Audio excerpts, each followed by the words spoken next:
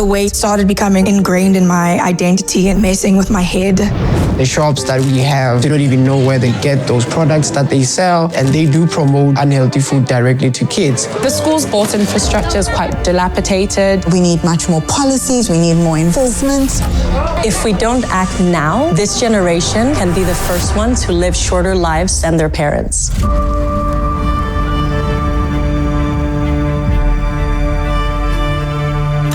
Childhood obesity is rising at alarming rates all over the world, putting at risk the health and well-being of all future generations, starting with the children of today.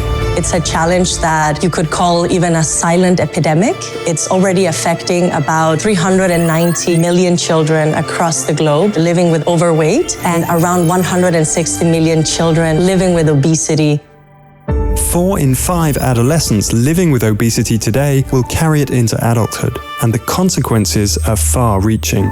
Chronic illness, social stigma, and reduced socioeconomic opportunity later in life. About 80% of children are insufficiently physically active, which means they're not playing, they're not running around, not using their bodies in a way that makes them healthy.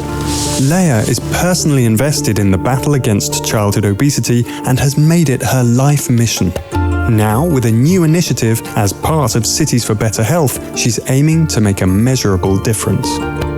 The Childhood Obesity Prevention Initiative, or COPI for short, is an initiative that focuses on preventing obesity through physical activity and healthy diets. We're not just talking about weight, we're talking about the future health and well-being of an entire generation.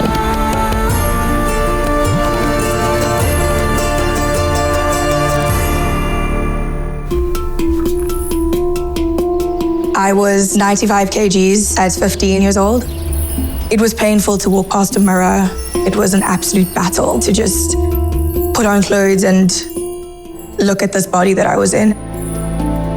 Yeah, it's still a difficult time to think about.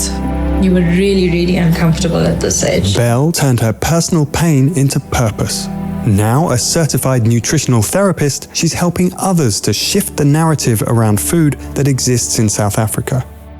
When I was growing up, there was a lot of misconceptions around food. A big thing that I got told was, it's just puppy fat, you'll grow out of it. Kids being told they have to finish everything on their plate. A bigger child is a healthier child.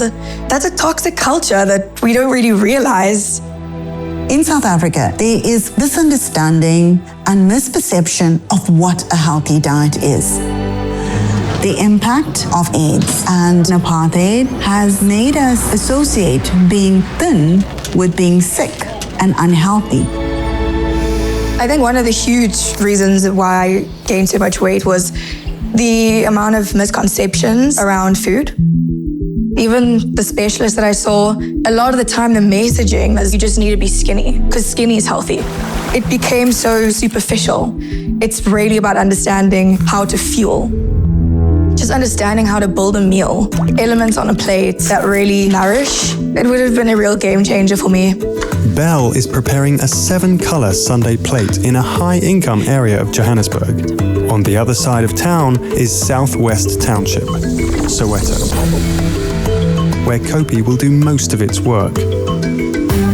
Here we meet Tulani. His mother is cooking pap, a low-nutrient but widely available dish. Pap is a maize meal that is a staple food in South Africa. It's highly cheap. Like I remember when we were growing up, there were times where we could eat pap 3 times a day, breakfast, lunch, and supper. So it's a very big part of our lives. We ate pap for all year. Like when you ate rice, we knew it was Christmas. South Africa has a unique challenge, the triple burden of malnutrition, undernutrition, micronutrient deficiencies, and the increasing prevalence of overweight and obesity.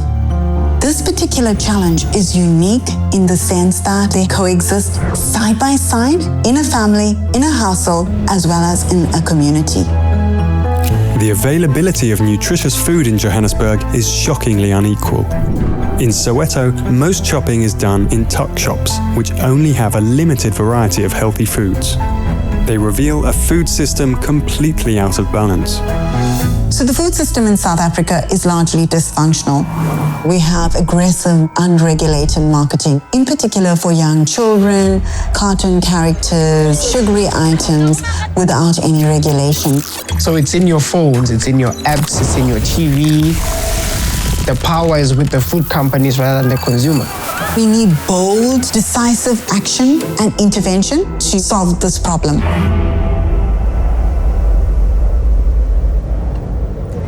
This is a pretty typical school in Soweto, the kind of school where we will implement the package of evidence-based, globally tested interventions to prevent obesity amongst children. Regulation and policies, or the insufficient implementation thereof, is a major missing link in the broken food system in Johannesburg. Hey! Hi, Leia. Listen, the team's ready to see us. Perfect. Yes. Let's check it out. Palesa is COPI's strategy and implementation partner. She grew up in Johannesburg and she knows more than anyone that this missing link doesn't only apply to marketing. It is also clearly visible in most public schools.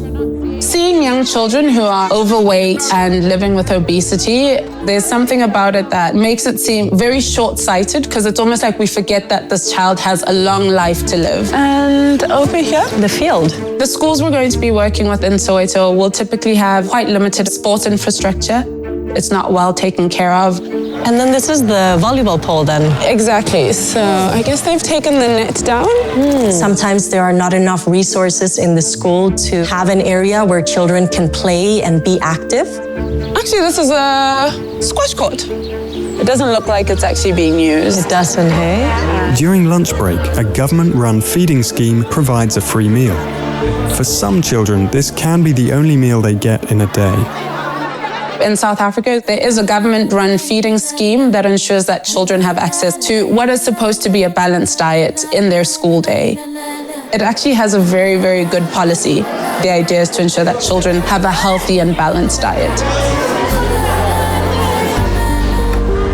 This is actually where we see a great opportunity for COPI. We're going to be exploring the opportunity to have interventions that help to strengthen the National School Feeding Program. A lot of the schools also have tuck shops, small shops that sell not the most nutritious foods. Although guidelines for tuck shops do exist, they're most often unknown to tuck shop operators and usually not implemented or supervised. We also see more informal vendors that bring snacks that are very high in sugar, salt, and fat and sell them just outside the school. COPI is really coming in to say, what is the gap that exists between policy and what we're actually seeing on the ground?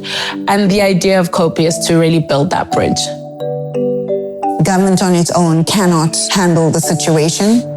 What's very, very important is that we need public and private enterprises to come on board to assist. And when we have this collaborative effort, we're likely to engage in a successful nutrition transition.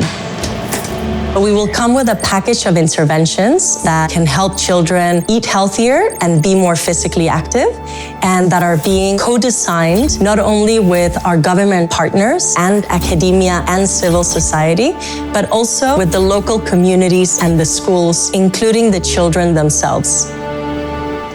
In the future, I'm hoping that whenever you go to a store, you can find all the things that are healthy for you. I really hope that my children will grow up in a more healthier environment and to also have a healthy meal the way I never used to have. Being mentally and physically healthy in your body is not just something for rich people. It is something that everybody should have access to.